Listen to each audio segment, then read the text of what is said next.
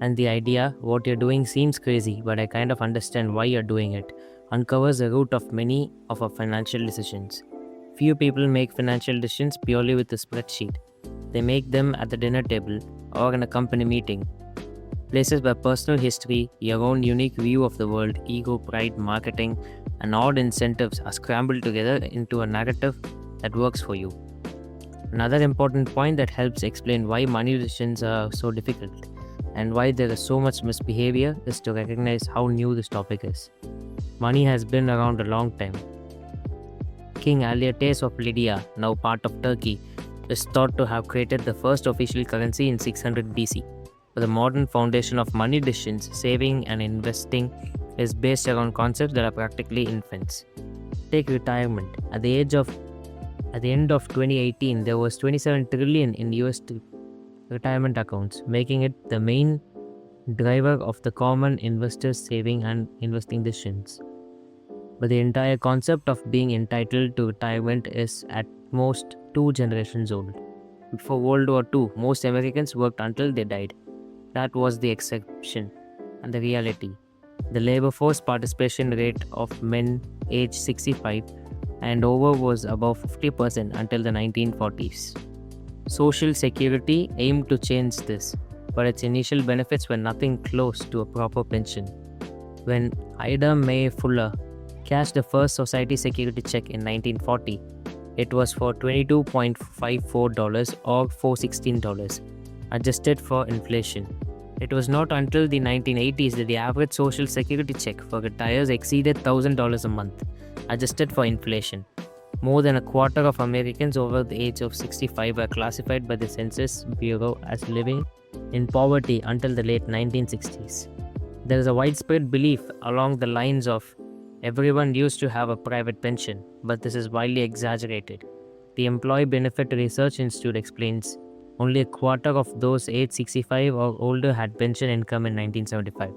Among that lucky minority, only 15% of the household income came from a pension. The New York Times wrote in 1955 about the growing desire but continued inability to retire. To rephrase an old saying, everyone talks about retirement but apparently very few do anything about it.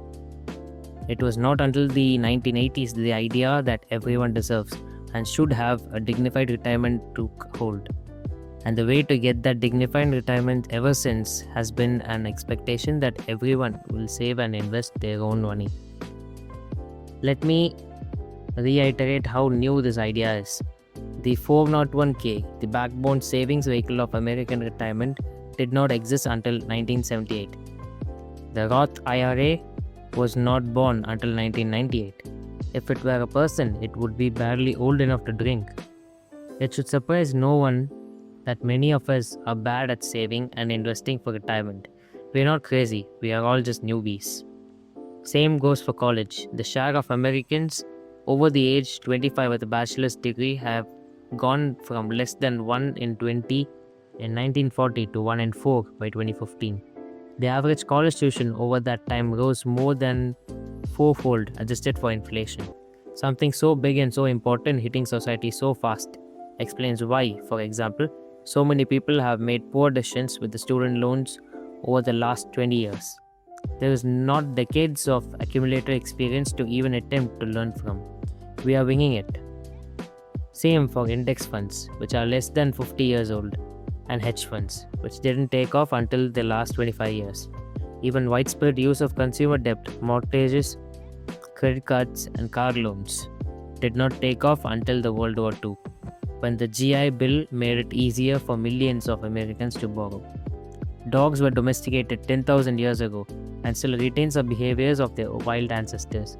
Yet here we are with between 20 and 50 years of experience in the modern financial system, hoping to be perfectly accumulated.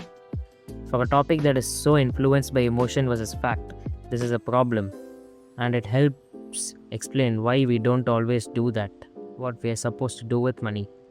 We all do crazy stuff with money because we are all relatively new to this game, and what looks crazy to you might make sense to me. But no one is crazy. We all make decisions based on our own unique experiences that seem to make sense to us in a given moment. Now let me tell you a story about how Bill Gates got rich.